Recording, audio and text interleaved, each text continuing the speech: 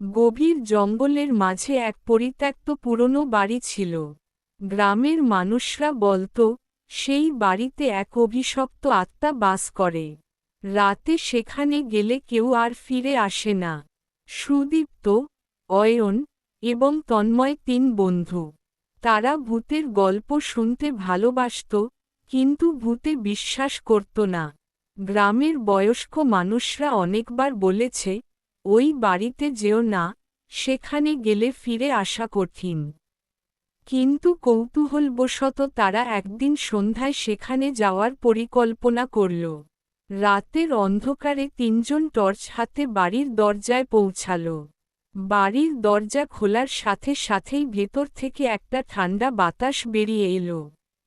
মনে হল, কেউ যেন ফিসফিস করে কিছু বলছে। চারপাশ নীরব, শুধু রাতের ঝিঝি পোকার ডাক।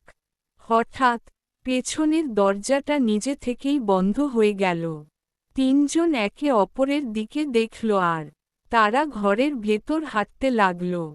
দেয়ালে পুরনো ছবিগুলো আজও ঝুলছিল। এক জায়গায় একটা আয়না রাখা ছিল।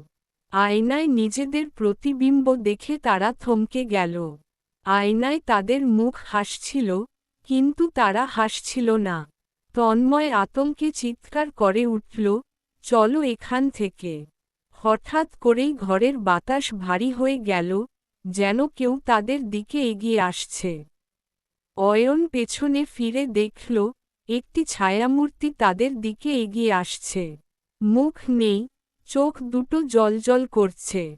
তারা দরজার দিকে দৌড় দিল, কিন্তু দরজা খুলছিল না। হঠাৎ এক নারী কণ্ঠে শোনা গেল, তোমরা আমার বাড়িতে কেন? সুদীপ্ত মাটিতে পড়ে গেল, তার গায়ে ঠান্ডা একটা হাতের স্পর্শ অনুভব করল।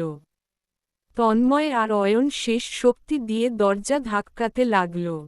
দরজাটা হঠাৎ খুলে গেল, তারা দৌড়ে বাইরে বেরিয়ে এলো। পরদিন সকালে গ্রামবাসীরা দেখল, তিন বন্ধু একদম ভীত সন্ত্রস্ত হয়ে বসে আছে। তারা কেউ কথা বলছে না, শুধু ফ্যালফ্যাল করে তাকিয়ে আছে। সেই রাতের পর থেকে তারা আর কখনো ওই বাড়ির কথা মুখে আনেনি। আর ভূতের বাড়ি, এখনো রাত হলে কেউ কেউ ফিসফিসানি শুনতে পায়।